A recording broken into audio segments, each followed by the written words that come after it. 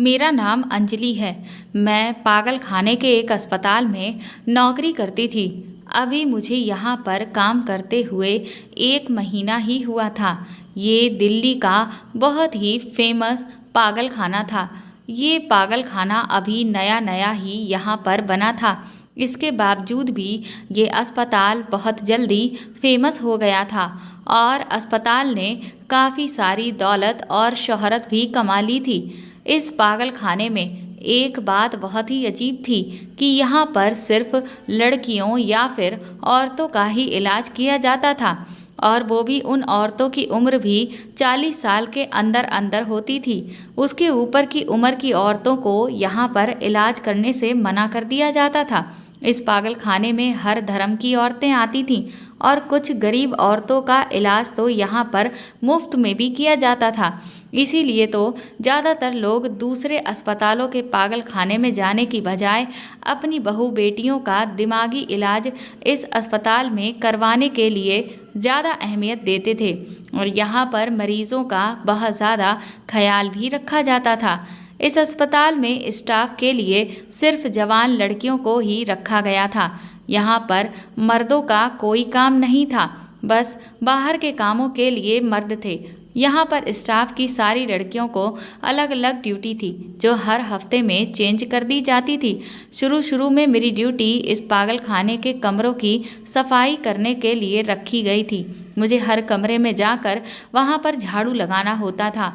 एक दिन मैं अस्पताल के कमरे की सफाई कर रही थी, तभी अचानक मुझे ज़मीन पर पड़ा हुआ सफ़ेद रंग का पत्थर मिला जो लगभग मुझे हर कमरे में मिला था, जिसे देखकर मैं पहले तो घबरा गई थी कि ये पत्थर यहाँ पर कैसे आए हैं। फिर मैंने सोचा कि शायद इन पत्थरों से पागल औरतें या लड़कियाँ खेलती होंगी और खेलते हुए ही इन लोगों ने इन सफ़ेद पत्थरों को ज़मीन पर फेंक दिया होगा।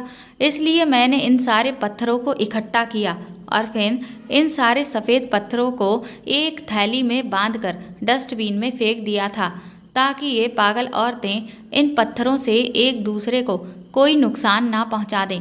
इस अस्पताल में साफ सफाई का बहुत ज़्यादा ख्याल रखा जाता था, इसलिए हर रोज़ यहाँ मरीज की बेडशीट भी चेंज की जाती थी, फर्श की सफाई भी की जाती थी, झाड़ू पोछा भी दिन में कई बार कर दिया जाता था ताकि जब मौजूद यहाँ पर लोग अपने पेशेंट से मिलने के लिए आएँ तो उन पर अच्छा असर पड़े। इसलिए फिर जब अगले दिन मैं दोबारा से मरीजों के बेड के नीचे से कूड़ा निकाल रही थी तो फिर से मुझे वही सफ़ेद रंग के पत्थर नज़र आए। इस बार फिर से मैं इन पत्थरों को जमा करके डस्टबिन में फेंक दिया था, लेकिन अब तो हर दिन मुझे ये पत्थर मिलने लगे थे। अब मैं सोच में पड़ गई थी कि आखिर इन पत्थरों का यहाँ पर क्या काम है और इतने सारे पत्थरों के साथ यहाँ क्या किया जाता है। इन सारे पत्थरों को मैं खड़े होकर काफ़ी देर तक गौर से देखती रही। फिर कुछ ही देर के बाद मैं अपनी दोस्त को बुलाकर लाई, जिसकी दोस्ती यहाँ आने से बाद ही मुझसे हो गई थी। वह लड़की बहुत अच्छी थी और उसका नाम सीमा था। वह मुझे 2 महीने पहले ही यहाँ आई थी और तब से वो नौकरी कर रही थी। यहाँ पर काम करने के दौरान ही हम दोनों की दोस्ती हो गई थी और फिर हम दोनों एक दूसरे के पक्के फ्रेंड बन गए थे। फिर मैं सीमा को वही पत्थर दिखाने लगी और कहा कि पता नहीं यहाँ पर ये पत्थर कौन लेकर आता है और इन पागल औरतों के कमरे में ये पत्थर कैसे आ जाते हैं। तो सीमा ने मेरी बात सुनकर मुझसे कहा था कि ये पत्थर नहीं है बल्कि ये तो फिटकरी है। इस फिटकरी को मैं ही इन पागलों के पास लेकर आती हूँ क्योंकि ऐसा करना मेरी ड्यूटी है। मैं तो सीमा की बात सुनकर हैरान रह गई थी। फिर मैंने फ़ौरन ही सीमा से पूछा कि आखिर ऐसा क्या होता है इस फिटकरी से और इन पागलों के कमरे में, भला इस फिटकरी का क्या काम है। इस फिटकरी से आखिर इन लोगों को क्या फ़ायदा होता होगा और इस चीज़ को इन पागल लोगों के पास ही क्यों रखा जाता है। मैंने एक ही सांस में सीमा से काफ़ी सारे सवाल कर दिए थे, लेकिन अगले ही पल सीमा की बात सुनकर मेरे तो होश उड़ गए थे और मुझे अपने कानों पर विश्वास ही नहीं हो रहा था कि मुझे वह जो कुछ भी बता रही है क्या वह सब कुछ सच है। जब उसने मुझे बताया था कि इस फिटकरी से तो इन औरतों के साथ मैं एक मिडिल क्लास फैमिली से बिलोंग करती हूँ मैं भी दिल्ली के ही छोटे से इलाके की रहने वाली लड़की हूँ। हम 2 भाई बहन हैं।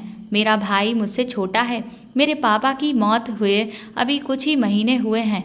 मेरे पिता के मर जाने से हमारी ज़िंदगी में कोई खास फर्क नहीं पड़ा था, बल्कि मेरे पापा के मर जाने से तो हमारी ज़िंदगी बहुत सुकून में आ गई थी। कहते हैं ना कि हर पिता एक जैसा नहीं होता। लोगों के लिए पिता का साया होना बहुत ज़रूरी होता है, लेकिन शायद हम तो अपने पिता से अपना पीछा छुड़वाना चाहते थे, क्योंकि मेरे पिता एक बहुत ही जालिम आदमी थे। मेरे पापा धूम्रपान करते थे और अपने सारे पैसे इस नशे में ही लुटा दिया करते थे।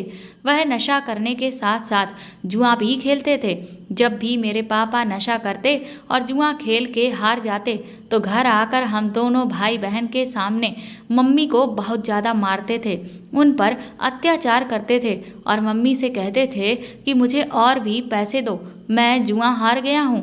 फिर जब मम्मी पापा से कहती थी कि मेरे पास पैसे नहीं हैं, मैं पैसे कहाँ से लेकर आऊँ, आप तो घर में खाने के लिए भी पैसे नहीं देते हैं, ये बच्चे बेचारे भूखे ही बैठे हुए रहते हैं, अगर पैसे होते तो मैं सबसे पहले बच्चों का पेट भरती। ये बात सुनकर तो मेरे पापा मम्मी पर और भी ज़्यादा गुस्सा होते थे और उन पर अत्याचार किया करते थे। हम भाई बहन अभी छोटे थे, इसलिए सब कुछ जानने के बावजूद भी अपनी मम्मी के लिए हम कुछ नहीं कर पाते थे, बल्कि एक कोने में बैठकर अपनी मम्मी को पिटता हुआ खामोशी से देखते रहते थे। और दोनों भाई बहन एक दूसरे से गले लगकर खूब रोते थे, क्योंकि मैं अपने भाई से बड़ी थी, इसलिए मैं उसको तसल्ली देती रहती थी और उसे चुप करवाने की पूरी कोशिश करती थी। लेकिन अब तो ये सब रोज़ का ही रूटीन बन गया था। जब भी पापा घर में आते तो कोई ना कोई हंगामा करते ही थे। आसपास के लोगों को भी अब ये पता चल चुका था कि मेरे पापा की आदतें बहुत ज़्यादा खराब हैं। जब मेरे पापा जुआ जीत जाते थे तो कई कई दिन तक घर पर वापस लौटकर ही नहीं आते थे, बल्कि वह नशा करके अपने दोस्तों के पास ही पड़े रहते थे और जो जुओं में पैसे जीते होते थे उन सभी पैसों को वह ख़त्म कर देते थे। उन्हें हम मासूम बच्चों की कोई भी फिक्र नहीं थी। उन्होंने कभी हम बच्चों के बारे में सोचा भी नहीं था। उन्हें तो हमेशा अपने आप से ही मतलब होता था। मेरे पापा ने घर का सारा सामान तक बेच डाला था। मजबूरी में आकर मम्मी को घर से बाहर निकलना पड़ा था, क्योंकि उन्हें अपने बच्चों का भी तो पेट पालना था। अगर हमें कुछ खाने के लिए नहीं मिलता तो हम लोग तो भूख से ही मर जाते। इसलिए मेरी मम्मी ने फिर एक कदम उठाया कि वह लोगों के घरों में जाकर काम करना शुरू करने लगी। मेरी मम्मी ने लोगों के घर में जाकर साफ सफाई का काम करना शुरू कर दिया था, जिसकी वजह से हमें 2 वक्त का खाना मिलने लगा था। मेरी मम्मी को जो सैलरी मिलती थी उससे वह घर का खर्च चलाती थी। घर की सारी जिम्मेदारी मेरी मम्मी के कंधों पर ही थी, क्योंकि पापा तो बड़ी बेफिक्री से अपनी पूरी जिंदगी गुजार रहे थे। मम्मी सुबह होते ही लोगों के घरों में काम करने के लिए चली जाती थी और मम्मी के काम पर चले जाने के बाद मैं अपने भाई को नाश्ता देती और फिर घर की सफाई करती और खाना भी मैं ही पकाया करती थी, क्योंकि मेरी मम्मी ने मुझे कम उम्र में ही ये सब कुछ करना सिखा दिया था। पर मैं तो असल में पढ़ना चाहती थी। मुझे पढ़ने की बहुत ज़्यादा तमन्ना थी। मैं अपने छोटे भाई से पूरे 10 साल बड़ी थी। मेरे नाना नानी दोनों ही इस दुनिया से चले गए थे। उन दोनों की एक एक्सीडेंट में मौत हो गई थी। मेरी मम्मी अच्छी और खाते पीते घर में रहती थी। मेरी मम्मी के पापा काफ़ी मेहनती और अच्छे इंसान थे, जिन्होंने अपनी मेहनत की कमाई से घर में हर फैसिलिटी मौजूद की हुई थी। मेरे नाना नानी की मौत के बाद मामा को मम्मी बोझ लगने लगी थी और उन्होंने जल्दी ही अपने बोझ को अपने सर से उतार कर फेंक दिया था और मेरी मम्मी की शादी बिना कुछ सोचे समझे ही एक बिगड़े हुए इंसान के साथ कर दी थी। फिर मामा जी ने कभी भी पलटकर मम्मी की तरफ नहीं देखा था। उन्होंने कभी दोबारा पलटकर मेरी मम्मी की खबर तक नहीं ली थी कि वह अपने ससुराल में कैसे रहती हैं, किस तरह के हाल में हैं, आखिर वह अपनी ज़िंदगी कैसे गुजार रही हैं। शायद कुछ भाइयों के लिए बहनें इस तरह से बोझ बन जाती हैं कि वह उनकी जिंदगियों को अपने हाथों से ही बर्बाद कर देते हैं। लेकिन कोई बात नहीं, दूसरे के साथ की हुई गलती एक न एक दिन अपने आगे भी ज़रूर आती है। शादी के 1 साल बाद ही मैं पैदा हो गई थी, लेकिन फिर मेरे पैदा होने के बाद जब भी मम्मी प्रेग्नेंट होती तो पापा मम्मी को नशे की हालत में बहुत ज़्यादा मारते थे, जिसकी वजह से मम्मी की प्रेगनेंसी ख़त्म हो जाती थी। और फिर इस तरह से पूरे शादी के 9 साल बाद मेरा भाई जैसे तैसे पैदा हुआ था। मेरे भाई का नाम सुमित था। सुमित के पैदा होने पर पापा को तो कोई खास खुशी नहीं हुई थी, लेकिन मेरे भाई के जन्म पर मैं और मेरी मम्मी बहुत खुश हो गए थे, क्योंकि मेरी मम्मी का कहना था कि तुम्हारा भाई ही अब हमारी किस्मत को पलटेगा। ये बड़ा होकर जब अपनी माँ के लिए पैसा कमाएगा तो हमारी सारी परेशानियों को दूर कर देगा। मेरे भाई के जन्म के बाद मम्मी ने पापा के मना करने के बाद भी मेरा एक सरकारी स्कूल में एडमिशन करवा दिया था, क्योंकि मेरी ख्वाहिश थी कि मैं खूब पढूं, जहां पर फीस बहुत ही मामूली सी थी। लेकिन इसके बावजूद भी मेरे पापा हर दिन घर में हंगामा कर दिया करते थे और कहते थे कि अपनी बेटी पर पैसे बर्बाद मत करो, ये तो पराए घर की है, यहाँ से एक दिन चली जाएगी, इसलिए उस पर पैसा खर्च करना बेकार की बात है। मेरे पापा का कहना था, जो पैसे तुम अपनी बेटी पर लगाती हो, अगर तुम मुझे दे दोगी तो वह सारे पैसे ही शाम तक डबल हो जाएंगे और डबल करके मैं तुम्हें पैसे लाकर दे दूंगा। मम्मी तो बस पापा की बात सुनकर अफसोस की वजह से सर हिलाती रह जाती थी। वह बेचारी कुछ नहीं कर सकती थी। मैं अपने पापा के इतना हंगामा करने की वजह से भी सिर्फ 5वीं क्लास तक ही पढ़ पाई थी, क्योंकि जब एक दिन मैं स्कूल से घर वापस आई तो उस दिन भी पापा ने मम्मी को रूटीन के मुताबिक बहुत ज़्यादा मारा था। न जाने क्यों उस दिन मुझे अपनी मम्मी को इस हालत में देखकर कुछ भी बर्दाश्त नहीं हो रहा था। मेरे पापा मेरी वजह से मेरी मम्मी को बुरी तरह से मार रहे थे। मुझे अपने पापा पर बहुत गुस्सा आ गया। उन्होंने मम्मी को मारने के लिए हाथ में डंडा उठा लिया था।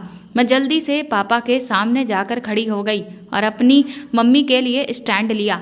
मैंने अपने पापा के हाथ से डंडा छीन लिया और कहा कि अगर आपने मेरी मम्मी को मारने की कोशिश की तो मैं सारे गांव में चीख चीख कर सबको बता दूंगी कि आप मेरी माँ को जान से मारने की कोशिश कर रहे हो।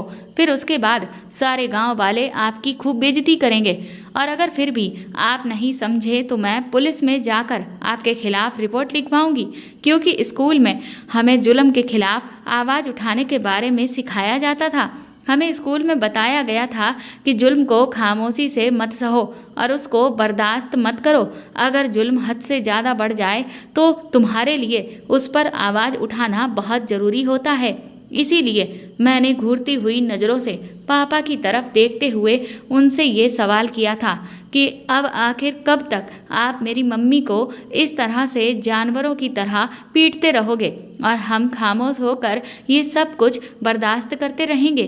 प्लीज़ पापा, अब भगवान के लिए बस कर दो ये सब कुछ करना, और अब ज़्यादा हमसे ये सब कुछ नहीं सहा जाता। मेरी बात सुनकर तो मेरे पापा को बहुत ज़्यादा गुस्सा आ गया था। उन्होंने फौरन ही मेरे हाथ से डंडा छीन लिया और मेरे गाल पर एक जोरदार थप्पड़ मार दिया। मैं एक कमज़ोर बच्ची थी, इसलिए मैं थप्पड़ लगने के बाद दूर जाकर ज़मीन पर मुंह के बल गिर गई थी। फिर मम्मी भागते हुए मेरे पास आई और मुझे गले से लगाकर वो खूब रोने लगी थी। पापा ने तो सारा घर सर पर उठा लिया था और वह चिल्लाते हुए मुझसे कह रहे थे कि अब तेरी इतनी हिम्मत हो गई कि तू अपने पिता से मुकाबला करने पर उतर आई है।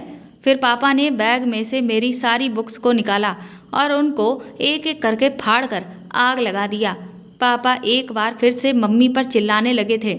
उन्होंने मम्मी से कहा कि इसी दिन के लिए इसे स्कूल में भेजा था कि ये एक दिन अपने पिता के सामने खड़ी होकर मेरी आंखों में आंखें डालकर मुझसे बदतमीजी करेगी।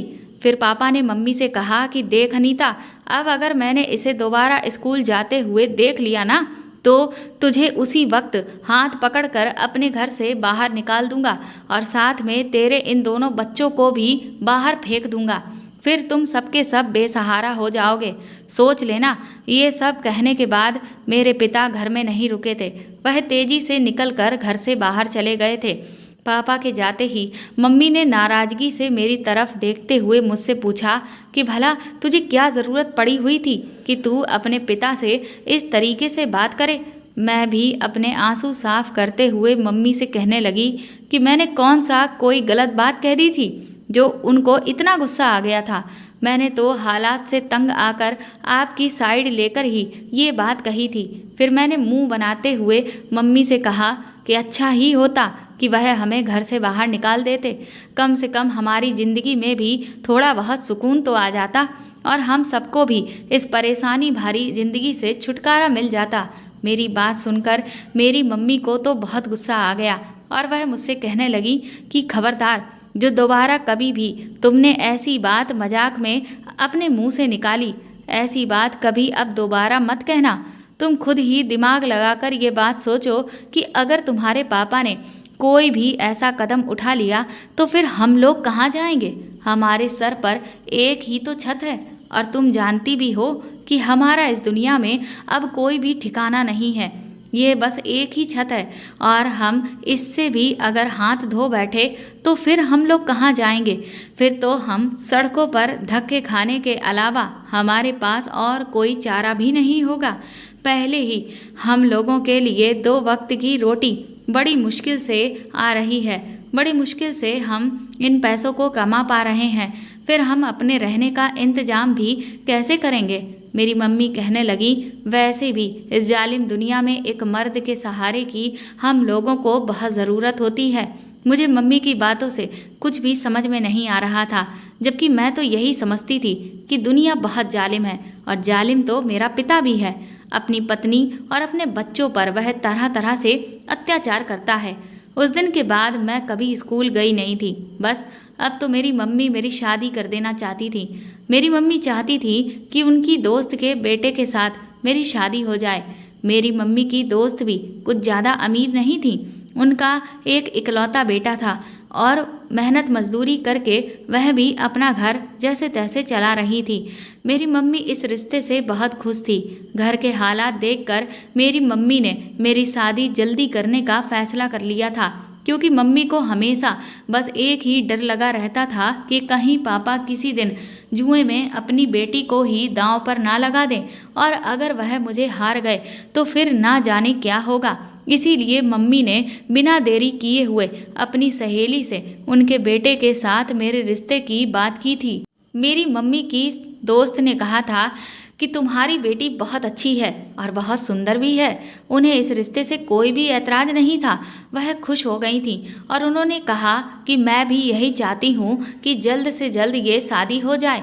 उन्होंने मेरी मम्मी से कहा कि आप परेशान बिल्कुल भी मत हो, मैं जल्दी ही आपकी बेटी को अपने घर की दुल्हन बनाकर ले आऊँगी। उन्होंने मेरी मम्मी से कहा कि अनीता, मेरी कोई भी बेटी नहीं है और मैं तुम्हारी बेटी को अपनी बेटी के जैसा ही बनाकर रखूँगी। अनीता, मैं तुम्हें क्या बताऊं कि मेरी भी यही चाहत है कि तुम्हारी बेटी अंजलि मेरे बेटे की पत्नी बन जाए और तुमने आज ये रिश्ता मांगकर मेरे दिल की दबी हुई ख्वाहिश को पूरा कर दिया है। वो कहने लगी कि मैं शादी में अब बिल्कुल भी देर नहीं करूँगी, क्योंकि मेरा बेटा तो सुबह सुबह ही काम पर चला जाता है और फिर मैं सारा दिन इस घर में अकेली ही रहती हूँ। मेरी मम्मी ने मेरे होने वाली सास से दहेज के बारे में पहले ही बात कर ली थी कि मैं बहुत गरीब हूँ। तुम ये बात तो अच्छे से जानती हो कि मैं तुम्हें दहेज में ज़्यादा कुछ तो नहीं दे सकती हूँ। मेरी मम्मी की सहेली ने कहा था कि मैं जानती हूँ कि तुम्हारे घर के हालात बिल्कुल भी ठीक नहीं हैं, मैं तुमसे इसीलिए दहेज नहीं लूँगी, लेकिन मेरी एक ख्वाहिश है जिसे तुम्हें ज़रूर पूरी करना होगा। मैं चाहती हूँ कि तुम मेरे बेटे को अपनी बेटी के साथ एक कार भी ला कर दो। अपनी सहेली की ये बात सुनकर मेरी मम्मी तो बहुत ज़्यादा परेशान हो गई थी और उनसे कहने लगी कि तुम तो मेरे घर के हालात को अच्छी तरह से जानती हो ना। लोगों के घरों में काम करके तो मैं जैसे तैसे अपने घर का खर्च चलाती हूँ और इसके अलावा तो मेरी और कोई भी आमदनी भी नहीं है, इसलिए कार देना तो मेरे बस की बात नहीं है। लेकिन जहाँ तक दहेज की बात है तो मैं उसमें थोड़ा बहुत सामान अपनी बेटी को लेकर दे दूँगी। फिर मेरी मम्मी की सहेली ने भी मम्मी की बात सुनकर फौरन ठाठ के साथ कहा कि हमें दहेज नहीं चाहिए, मेरे घर में किसी चीज़ की कोई कमी नहीं है, इसलिए तो मैं तुमसे दहेज लेने से इनकार कर रही हूँ और फिर मेरे घर में सामान रखने के लिए भी तो जगह नहीं है, तभी तो सिर्फ कार के लिए कह रही हूँ। तुम खुद देख लो, आखिर कब तक तुम कार का इंतजाम कर पाओगी। हम थोड़ा इंतजार कर लेंगे, क्योंकि हमें भी कोई जल्दी नहीं है शादी की। फिर मेरी मम्मी अपनी सहेली की बातें सुनकर खामोश हो गई थी और मायूसी के साथ उठकर वहाँ से घर वापस आ गई थी। मैंने अपनी मम्मी के चेहरे को उदास देखा तो उनसे उनकी खामोशी की वजह पूछी। मेरे कई बार पूछने पर भी मम्मी ने मुझे कुछ भी नहीं बताया था। फिर थोड़ी देर के बाद मेरी मम्मी उठी और अपना छोटा सा पर्स निकाल कर बैठ गई थी, जिसमें मम्मी पापा से छुपाकर कुछ पैसे रखती थी। क्योंकि पापा घर पर नहीं थे, इसलिए वह बेफिक्री के साथ उन पैसों को गिनने में लग गई थी। मैं बचपन से ही मम्मी को देखती आ रही थी कि हर महीने के आखिरी में जब उनको सैलरी मिलती थी तो वह उन पैसों को 2 हिस्सों में डिवाइड कर लेती थी और फिर आधे पैसों से मम्मी घर में राशन भरवा देती थी और आधे पैसे हमेशा इस पर्स में छुपा कर रख देती थी। और वह पापा के इतना मारने पीटने के बावजूद भी मम्मी ने पापा को कभी भी इन पैसों के बारे में भनक तक नहीं लगने दी थी। आज जब मैं उन्हें इतने सालों के बाद इन पैसों को बड़ी ही आस के साथ गिनते हुए देखा तो मैंने मम्मी से पूछ लिया था कि मम्मी, आपने आखिर इन पैसों को क्यों जमा किया है?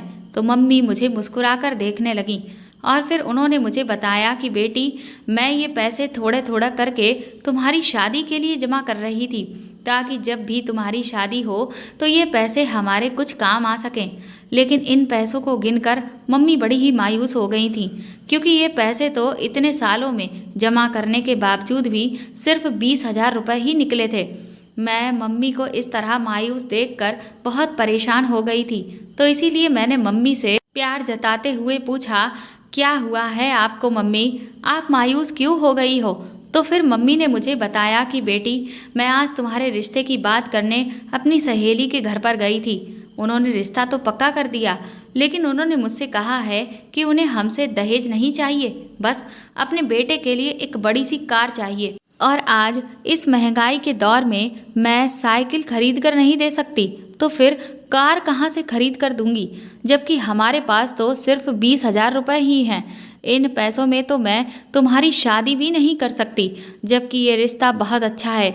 मैं इस रिश्ते को अपने हाथ से नहीं जाने देना चाहती हूँ। मैंने मम्मी से कहा कि आपकी सहेली ने इस तरह की बात क्यों की, जबकि वह तो ये बात बहुत अच्छी तरह से जानती हैं कि हम लोग कितने गरीब हैं। अगर वह बाइक की बात करती तो फिर भी ठीक था, लेकिन कार, अगर हम अमीर होते तो ज़रूर कार का बंदोबस्त हो जाता। फिर मम्मी ने मुझसे कहा कि बेटा, तुम उसकी तरफ से अपना दिल बिल्कुल भी खराब मत करो। मेरी सहेली हमारे घर के हालातों को बहुत अच्छी तरह से जानती है, तभी तो उसने दहेज नहीं मांगा है। मम्मी की बात सुनकर मुझे गुस्सा आ गया था। मैंने मम्मी से कहा कि आपकी सहेली दहेज ले या फिर कार, तो ये बात तो एक ही हुई ना मम्मी। मम्मी ने मुझे समझाने के लिए अभी अपना मुंह खोला ही था कि तभी पापा, जो ना जाने कब से खड़े हुए दरवाजे पर हम लोगों की वो सारी बातें सुन रहे थे, और वो मम्मी के हाथ से तुरंत ही सारे पैसे छीनकर उन्होंने अपनी जेब में रख लिए।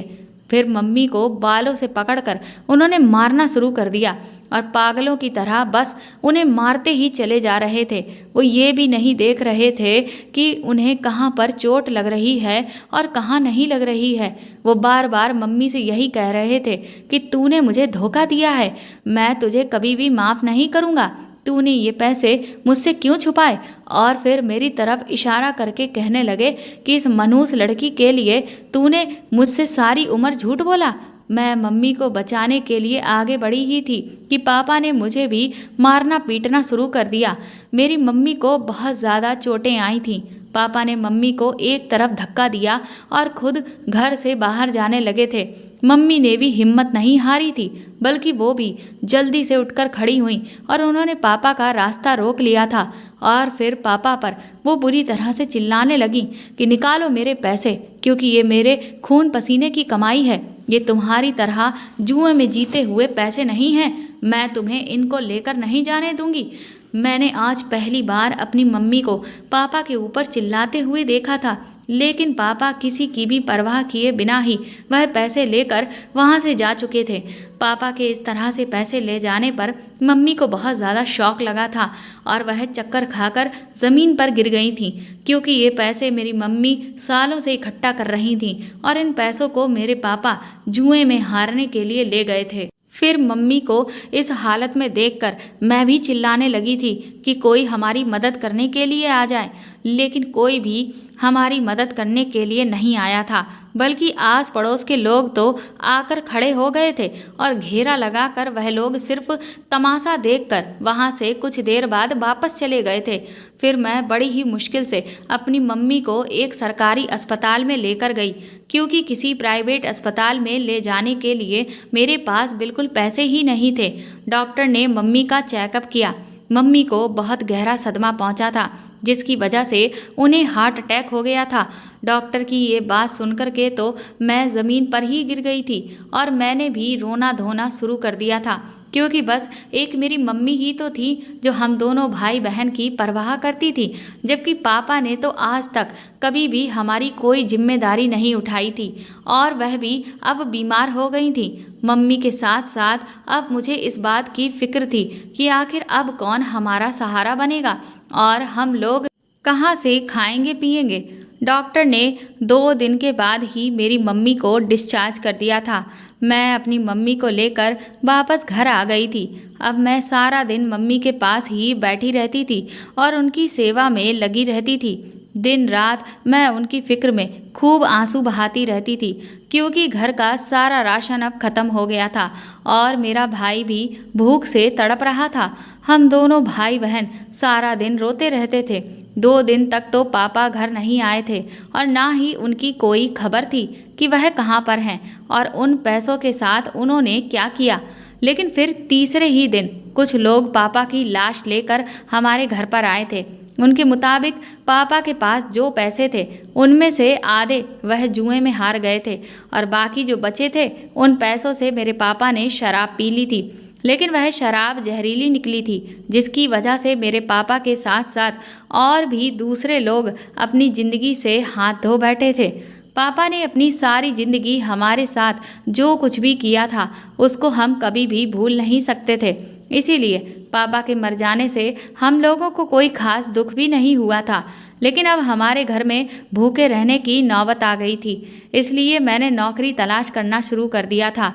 मम्मी की जगह पर अब मैं लोगों के घरों में काम करने के लिए जाने लगी थी, लेकिन ये लोग मुझसे काम ज़्यादा करवाते थे और पैसे वो बहुत कम दिया करते थे। इसके अलावा सारा दिन हर छोटी छोटी बात पर वो लोग मुझे डांटते ही रहते थे। मुझे बहुत डांट खानी पड़ती थी, इसलिए मैंने जल्दी ही लोगों के घरों का काम करना भी छोड़ दिया था और एक बार फिर से नौकरी तलाश करनी शुरू कर दी थी, क्योंकि अब घर की सारी जिम्मेदारी मुझ पर ही आ गई थी। लेकिन मैं अपनी हर कोशिश के बावजूद भी लगातार नाकाम हो रही थी। फिर एक दिन मेरे पड़ोस में रहने वाली एक लड़की ने मुझे हमारे ही शहर में बने हुए पागल खाने के बारे में बताया, जो कि अभी नया नया बना हुआ था, और मुझसे कहा था कि ये एक प्राइवेट अस्पताल है और इस अस्पताल की ओनर एक बूढ़ी औरत है, इसीलिए वह तुम्हारी मजबूरी को समझते हुए तुम्हें आसानी से नौकरी दे देगी। मैं अगले ही दिन उस अस्पताल में चली गई थी और फिर ऐसा ही हुआ था। वहाँ की ओनर ने मुझे आसानी से नौकरी पर रख लिया था। मेरी पढ़ाई तो बहुत ज़्यादा नहीं थी, इसलिए मुझे साफ़ सफाई के लिए रख लिया गया था और मुझे सैलरी भी अच्छी ऑफ़र की थी।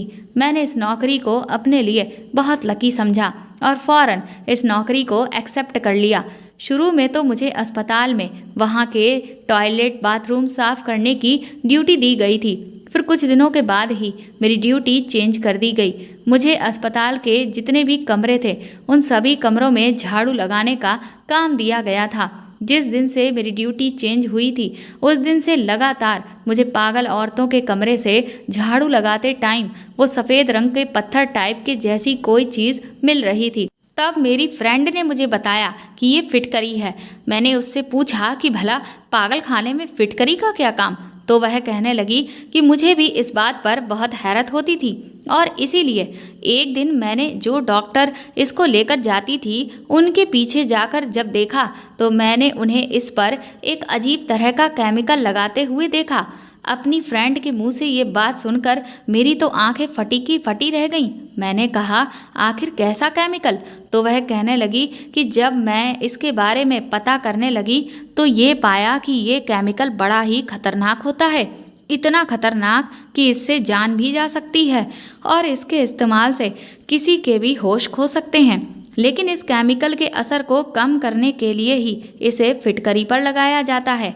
फिटकरी पर लगे होने की वजह से ये जानलेवा नहीं बनता, लेकिन अगर इसे सीधे तरीके से किसी भी इंसान के ऊपर इस्तेमाल कर लिया जाए तो फिर उसकी तो ऐन मौके पर ही मौत हो सकती है। मैंने अपनी फ्रेंड से कहा कि लेकिन इस केमिकल को किस पर यूज़ किया जा रहा है? तो वह कहने लगी कि तुम ये बात किसी से मत कहना। लेकिन मैंने बहुत ही खतरा मोल लेते हुए इस बात का पता लगाया था। दरअसल इस केमिकल का इस्तेमाल यहाँ पर रहने वाली पागल औरतों और लड़कियों पर किया जा रहा है। उसके मुंह से ये बात सुनकर मेरे तो पैरों तले से ज़मीन ही निकल गई थी। अपनी फ्रेंड की बातें सुनकर तो मुझे अपने कानों पर विश्वास ही नहीं हो रहा था। मैंने उससे पूछा कि आखिर इस तरह के जहरीले केमिकल को इन औरतों पर इस्तेमाल करने की वजह क्या है? तो वह कहने लगी कि दरअसल इस केमिकल से हर पागल औरत और लड़की को बेहोश किया जाता है, जिसके बाद उन लोगों से जो कुछ भी कहा जाए वह ठीक वैसा ही करती हैं, क्योंकि वह तो अपने होश पूरी तरह से खो बैठती हैं। और फिर इन लोगों को पीछे की तरफ बने हुए अलग कमरों में लेकर जाया जाता है। लेकिन वहाँ पर क्या होता है ये मुझे अभी तक पता नहीं चल पाया है, पर मुझे इस सब के पीछे बहुत बड़ा झोल नज़र आ रहा है। ज़रूर इन बेचारी पागल लड़कियों के साथ कोई ज्यादती हो रही है और उनके खिलाफ आवाज़ उठाने वाला कोई भी नहीं है और ना ही उन लड़कियों का साथ देने वाला कोई है। अपनी फ्रेंड की बात सुनकर मुझे ना जाने क्यों लेकिन सभी पागल औरतों के लिए बहुत बुरा लगने लगा और रह रहकर मुझे वह समय याद आने लगा जब मेरे पापा मेरी माँ पर जुल्म किया करते थे और वह चुपचाप सब कुछ बर्दाश्त करती थी। मेरे अंदर गुस्से की एक आग भड़क गई। मैं यही सोचने लगी कि ये दुनिया क्या औरतों पर सिर्फ जुल्म करना ही जानती है? क्या औरतों के नसीब में बस दुख दर्द सहना ही लिखा है? चाहे कोई औरत दिमागी रूप से पागल ही क्यों ना हो, लेकिन उसके नसीब में यही सब लिख दिया जाता है। ये सब सोचकर मुझे बहुत गुस्सा आने लगा और मैंने फैसला कर लिया कि अब चाहे जो भी हो जाए, लेकिन मैं इस सब के पीछे की वजह जान कर रहूँगी और अगर वह कहीं वही सब है जो मैं सोच रही हूँ तो फिर मैं इन औरतों को इंसाफ दिलाकर रहूँगी। उसी रात को मैं चोरी चुपके उन डॉक्टर्स के पीछे गई जो कुछ औरतों को लेकर पीछे बने हुए कमरों में ले गई थीं और वहाँ जब मैंने खिड़की से अंदर झांक कर देखा तो अंदर का नज़ारा देखकर मेरे तो होश ही उड़ गए थे, क्योंकि अंदर उन औरतों का एक खास तरीके से मेकअप किया जा रहा था, जिनमें से कुछ लड़कियों को बहुत अच्छे अच्छे टाइप के कपड़े भी पहनाए जा रहे थे, जिससे वह बहुत ज़्यादा खूबसूरत लग रही थी। और फिर जब मैंने दूसरी तरफ देखा तो उधर जो भी औरतें खड़ी थीं वह सभी कम सुंदर थीं, या फिर ये कहूँ कि उनकी हाइट कम थी या वह बहुत मोटी थीं और उनके शरीर की बनावट भी भद्दी सी थी या रंग काला था। उनमें से कुछ बहुत ज़्यादा पतली भी थीं। उन सभी लड़कियों का इस तरह का मेकअप किया गया था कि वह और भी ज़्यादा भयानक लग रही थीं। उनके चेहरे पर जो मेकअप किया गया था उससे काफ़ी सारे घाव बनाए गए थे। मतलब मेकअप के जरिए उनके चेहरे को अब और भी ज़्यादा बिगाड़ दिया गया था, इस तरह से जैसे कि उन पर एसिड फेंका गया हो या फिर उन्हें कोई बहुत गहरी चोट लगी हो। इन लड़कियों को मेकअप के तरीके से अलग अलग रूप दिया गया था, जिससे एक तरफ खड़ी हुई जो लड़कियां पहले से खूबसूरत थीं उन्हें और भी ज़्यादा मेकअप के जरिए खूबसूरत बनाया गया था और दूसरी तरफ जो लड़कियां कम खूबसूरत थीं उन्हें मेकअप से और भी ज़्यादा बदसूरत बना दिया गया था। आखिर इस सब को करने का मकसद क्या था? मुझे ये बात बिल्कुल भी समझ में नहीं आ रही थी। कुछ देर के बाद मैंने ये देखा कि सबसे पहले खूबसूरत लड़कियों को एक तरफ से बाहर निकाला गया और उन्हें एक बड़ी सी गाड़ी में बिठा दिया गया। मेरे लिए इस वक्त ये जानना बहुत ज़रूरी था कि इन सभी लड़कियों को इतना सजा धजा कर कहाँ भेजा जा रहा है। इसलिए मैं तुरंत ही मौका पाते ही उस गाड़ी के पीछे एक टैक्सी से पीछा करते हुए वहां पहुंची जहां पर वह गाड़ी जाकर रुक गई, क्योंकि किसी को भी इस बात का अंदाज़ा नहीं था कि कोई उनका पीछा कर रहा है। इसीलिए वह बहुत ही ज़्यादा जांच पड़ताल नहीं कर रहे थे और ना यहाँ वहाँ नज़र रख रहे थे, जिससे मुझे काफ़ी आसानी हो गई थी। मैंने फिर देखा कि उनमें से आधी लड़कियों को एक एक करके एक बड़े से फार्म हाउस के अंदर ले जाया गया, जहाँ पर कुछ आदमी पार्टी करते दिख रहे थे। वह सब उन बेचारी पागल लड़कियों को अपने साथ ले गए। मैं समझ गई कि यहाँ पर क्या हो रहा है। उसके बाद उस वैन के ड्राइवर को उन लोगों ने ढेर सारे पैसे दिए। फिर वह वैन का ड्राइवर उन बाकी की लड़कियों को लेकर अलग अलग जगहों पर गया और वहाँ पर उन लड़कियों को उसने छोड़ दिया और उनके बदले में वह पैसे लेता रहा। इसका मतलब ये साफ था कि इन लड़कियों को हर रोज़ उनके जो भी खरीदार होते थे उनके हाथों बेचा जाता था। उन लड़कियों की एक रात की सेवा के बदले ये रकम वसूली जाती थी। मुझे यकीन नहीं हो रहा था कि ये लोग इतना घटिया काम भी कर सकते हैं। बेचारी वह पागल लड़कियां, जिन्हें इस बात का अंदाज़ा भी नहीं है कि उनके साथ ये लोग क्या कर रहे हैं, क्योंकि उन्हें इतनी पहले से ये समझ ही नहीं थी। दूसरा, जो केमिकल उन्हें सुंघाया जाता था उससे तो वह बिल्कुल एक रोबोट की तरह हो गई थी। ये लोग उनसे जैसा जैसा कह रहे थे वह ठीक वैसा ही करती जा रही थी। इसीलिए उनके लिए ये सब करना इतना आसान था, वरना किसी पागल इंसान को संभाल पाना तो बहुत मुश्किल हो जाता है। अब दूसरे दिन मुझे इस बात का पता लगाना था कि जिन लड़कियों का खराब मेकअप किया गया था आखिर ये उनके साथ क्या करते थे। मैंने देखा कि जैसे ही सुबह हुई वैसे ही कुछ लोग उन पीछे वाले कमरों में गए और वहां से बाकी की पागल लड़कियों को एक वैन में बिठाकर भेज दिया। मुझे उनके बारे में भी पूरी सच्चाई पता करनी थी, लेकिन क्योंकि दिन में मेरी ड्यूटी थी इस वजह से मेरे लिए उनका पीछा कर पाना मुमकिन नहीं हो पा रहा था। फिर मैंने इसमें अपनी फ्रेंड की मदद मांगी और उसने अपने काम के साथ साथ मेरा काम भी जैसे तैसे मैनेज करके संभाल लिया। पहले तो मुझे उनका पीछा करने में देरी हो गई थी, इसीलिए जब मैं एक ऐसी जगह पर पहुंची जहां से मुझे समझ में ही नहीं आ रहा था कि मुझे आगे कहां जाना है, तो मैं परेशान होकर यहाँ वहाँ देखने लगी कि तभी मुझे अपने अस्पताल की कुछ मरीज दिखाई दी। उनका मेकअप देखकर मैं दूर से ही समझ गई कि ये वही हैं जो पागल औरतों का कल मेकअप किया गया। मैं ये देखकर हैरान हो गई थी कि उन सभी औरतों को थोड़ी थोड़ी दूर पर खड़ा किया गया था और उनके हाथ में कटोरा था। उन्हें भीख मांगने के लिए सड़क पर छोड़ दिया गया था और इसीलिए उनका ऐसे मेकअप किया गया ताकि एक तो उनके अपने उन्हें पहचान ना सकें, दूसरा लोग उन्हें बेचारगी भरी नज़र से देखकर खूब सारी भीख दें। वह इस वक्त नशे की हालत में थी, तो जैसा उन्हें बोला गया था वह चुपचाप वैसे ही कर रही थीं। अब मुझे ये सारी कहानी समझ में आ चुकी थी। दरअसल इस सब से जो भी कमाई हो रही थी वह सब की सब अस्पताल की ओनर अपने पास रख लेती थी। लड़कियां जब अपने होश में आती थीं तो उनका कुछ भी याद ही नहीं रहता था कि उन्हें कहाँ पर भेजा गया था और वह किसके साथ रात गुजारने के लिए गई थीं, या फिर किसी औरत को भीख मांगने के लिए कहाँ खड़ा किया गया था। हमारी ओनर रात को उन लड़कियों को अमीर आदमियों के हवाले करके खूब सारे पैसे कमा रही थी और दिन में बाकी की लड़कियों से भीख मंगवाकर भी पैसे कमाती थी। दूसरा, उनके वीडियो बनाकर वह अलग अलग देशों में भी भेज देती थी ताकि उनके लिए बहुत बड़े स्तर पर डोनेशन भी आ जाए, और जो भी उनकी देखभाल के लिए डोनेशन दूसरे देशों से आता था वह भी वो ओनर अपने पास ही रख लेती थी। वह ओनर इन लोगों के सहारे से अपनी एक लग्जीरियस लाइफ एंजॉय कर रही थी और दूसरी कंट्रीज़ में वह खूब जाकर घूमती फिरती थी।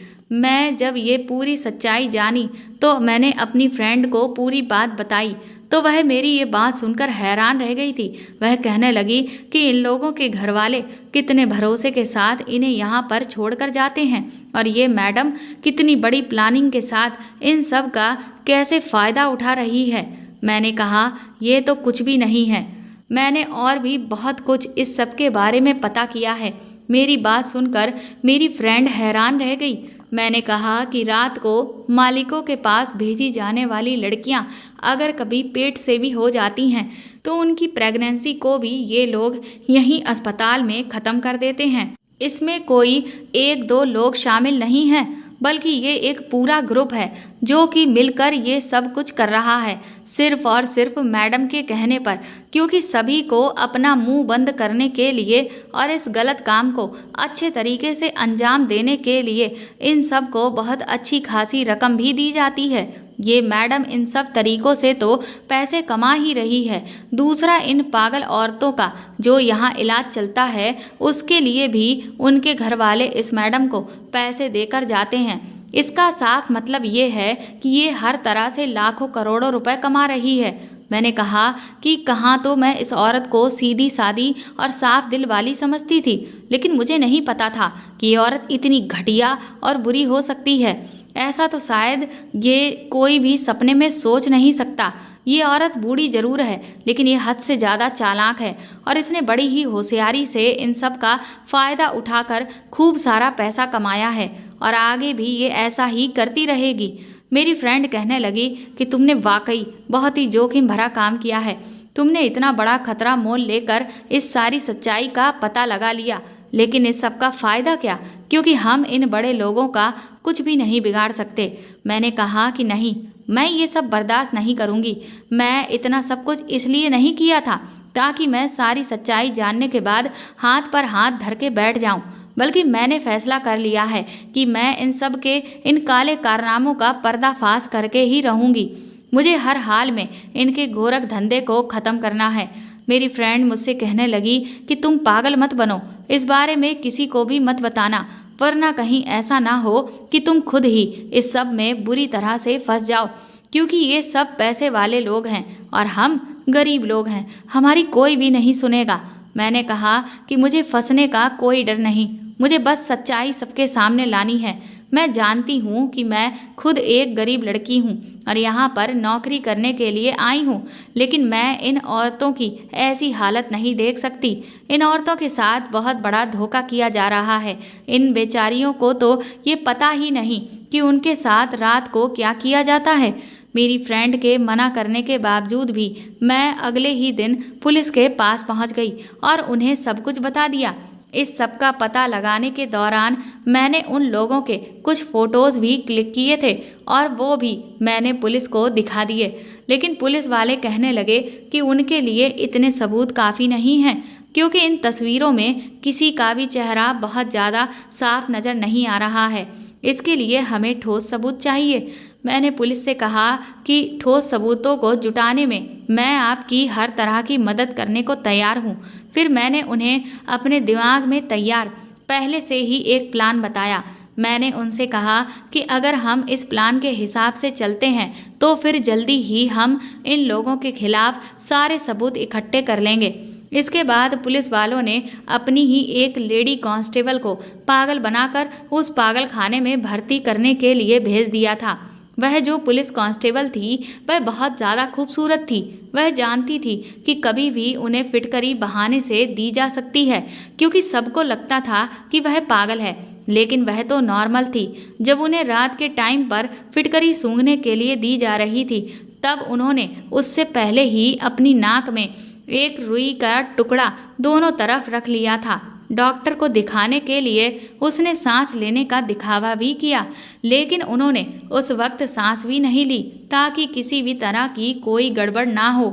उन्होंने अपनी नाक के आगे फिटकरी को लगा लिया था। सबके सामने पुलिस कांस्टेबल ममता ने यही रिएक्ट किया कि जैसे उसकी हालत अब बेसुध सी होने लग गई है और वह अपने होश खो बैठी है। मैं ममता का साथ दे रही थी और अब तो ममता के आगे भी सब कुछ खुलकर आ गया था। इसीलिए मुझे ममता को मेकअप रूम में ले जाने के लिए कहा गया था। मैं ममता को मेकअप रूम में लेकर चली गई। ममता के कपड़ों में पहले से ही एक कैमरा लगा हुआ था। जिससे पुलिस सब कुछ देखकर रिकॉर्ड कर रही थी। जब ममता का मेकअप किया गया तब बाकी की पागल औरतों का भी वहां पर मेकअप किया जा रहा था, जिन्हें भीख मांगने के लिए सुबह ले जाना था। तो मुझे इस बात की कहीं ना कहीं तसल्ली हो रही थी कि अब सब कुछ सबके सामने खुलकर आ ही जाएगा।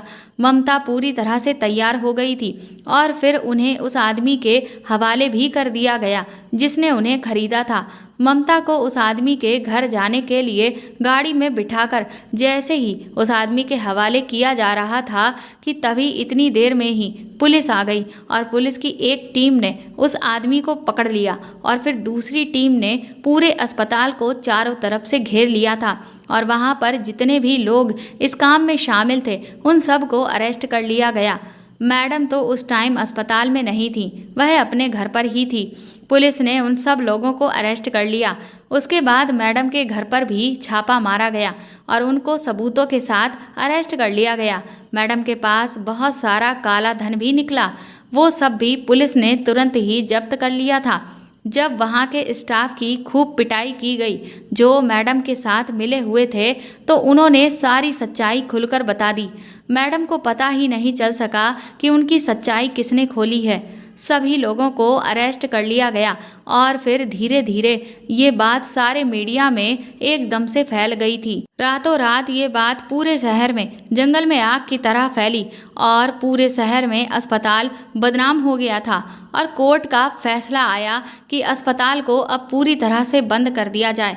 वहाँ की जितनी भी औरतें लड़कियाँ थीं जिनके साथ इलाज के नाम पर ये सब कुछ हो रहा था, उनके घर वालों को उनके नुकसान के लिए मुआवजा भी दिया गया। ऐसा इसलिए क्योंकि वह सब दिमागी तौर पर डिस्टर्ब थीं और उनको ठीक करने के लिए ही तो उनके घर वाले इस अस्पताल में उन्हें छोड़ कर गए थे।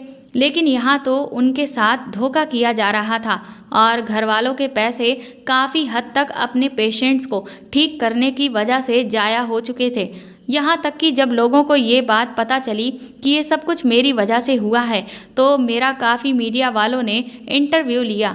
इसके बाद सरकार ने मेरी बहादुरी और इस पूरे गैंग का पर्दाफाश करने में पुलिस की मदद करने की वजह से मुझे 50 लाख रुपए और वीरता स्वरूप मेडल भी दिया गया। मेरी इस बहादुरी से सब लोग बहुत खुश थे। मेरी माँ भी मेरी इस बहादुरी पर बहुत खुश थी। हर तरफ सिर्फ मेरी बहादुरी के ही चर्चे थे। उन पैसों से मैंने अपनी मम्मी के साथ मिलकर एक नया काम शुरू कर दिया और हमारे घर के हालात भी बहुत सुधर गए। उन पैसों से मैंने अपना एक अलग कपड़े बेचने का काम शुरू कर लिया और एक बहुत बड़ा शोरूम खोला जो बहुत जल्दी ही चल पड़ा क्योंकि मेरा नाम इतना फेमस हो गया था। इसीलिए अब हर कोई मेरे शोरूम पर आकर ही कपड़े खरीद रहा था, जिससे हर दिन मुझे बहुत मुनाफा होता था। अब मुझे मम्मी की सहेली के बेटे से शादी करने की भी कोई ज़रूरत नहीं थी क्योंकि अब मैं खूब पैसा कमाना चाहती थी और अपने भाई को अच्छे से पढ़ाना लिखाना चाहती थी।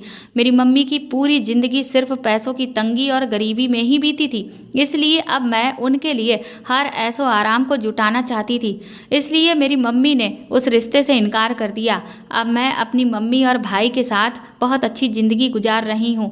कल मैं दूसरों के यहाँ नौकरी पाने के लिए दर दर भटक रही थी, लेकिन आज मैं खुद दूसरों को नौकरी दे रही थी। ये मेरे सच बोलने का और मेरी हिम्मत दिखाने का नतीजा था। दोस्तों, अगर कहीं भी गलत हो रहा है तो उसके खिलाफ आवाज़ उठाएं और ऐसे लाचार लोगों की मदद कीजिए जिन्हें आपकी मदद की ज़रूरत है। तो दोस्तों, आपको ये कहानी कैसी लगी हमें कमेंट करके ज़रूर बताएं और प्लीज़ इस कहानी को ज़्यादा से ज़्यादा शेयर और लाइक करके मेरे चैनल को सपोर्ट करें। साथ ही अगर आप चाहें तो मुझे सुपर थैंक्स भी खरीद कर दे सकते हैं। सुपर थैंक्स का ऑप्शन आपको इस वीडियो के नीचे दिए हुए सभी ऑप्शंस में दिख जाएगा, जो कि हार्ट शेप में बने हुए डॉलर के साइन के तौर पर है। और अगर आप मेरे चैनल पर नए हैं तो सब्सक्राइब करके बेल आइकन को ज़रूर दबा दीजिएगा ताकि आगे भी मैं आपको ऐसी ही अच्छी कहानियाँ सुनाती रहूँ। Thank you.